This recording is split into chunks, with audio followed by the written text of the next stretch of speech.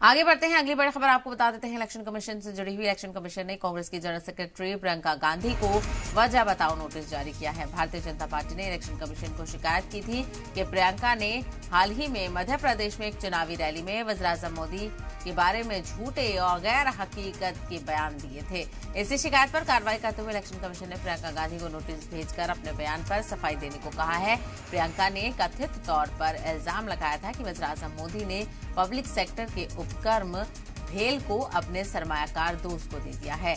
तो चुनावी सरगर्मियां लगातार जारी हैं। इंतखाबात को लेकर जोरों शोरों से इंतखाबी मुहिम चलाई जा रही है, इंतखाबी तशहीर की जा रही है। इसी के चलते इंतखाबी तशहीर के दौरान बयानबाजियों का दौर भी देखने को मिल रहा है। तमाम सियासी पार्टियां एक दूसरे पर हमलावर नजर आ रही हैं। हालांकि चुनाव आयोग की तरफ से, इलेक्शन कमीशन की तरफ से कहा गया था कि ऐसे अल्फाजों का, ऐसे बयानों का इस्तेमाल न किया जाए जिससे किसी के जज्बातों को ठेस पहुंचे और किसी के बारे में जो पर्सनल कमेंट्स हैं वो भी ना किए जाए। इस तशहीर के दौरान ऐसे बयानों से परहेज किया जाए। लेकिन उसके बावजूद भी इलेक्शन का मौसम है तो चुनावी बयानबाजियां तो देखने को मिलेंगी। इसी के चलते अब इलेक्शन कमीशन की तरफ से कांग्रेस की जनरल सेक्रेटरी प्रियंका गांधी को नोटिस जारी किया गया है।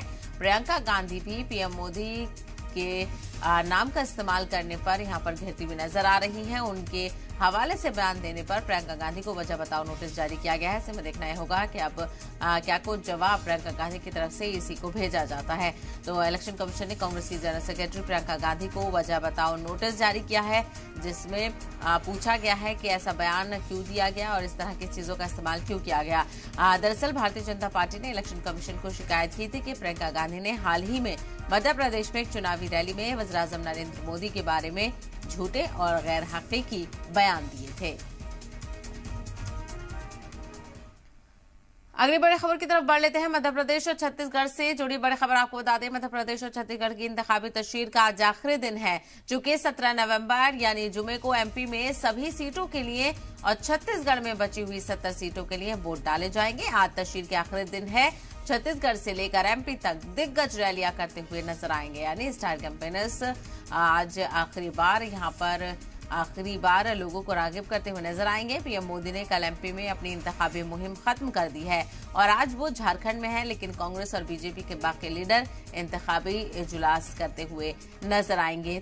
तो मध्य प्रदेश में पहले फेज यानी एक ही फेज में वोटिंग हो जाएगी, तो दूसरी तरफ जो छत्तीसगढ़ की 70 सीटें बची थी 90 में से, उन पर भी आज माफ कीजिएगा 17 को वोटिंग होनी है, यानी जुमे के रोज ये वोटिंग होनी है। तो मध्य प्रदेश और छत्तीसगढ़ के इंतखाबी तशहीर का आज आखिरी दिन है और छत्तीसगढ़ के दूसरे फेज के लिए ये वोटिंग होगी। इसके अलावा मध्य प्रदेश की 230 सीटों के लिए यहाँ पर वोटिंग होगी।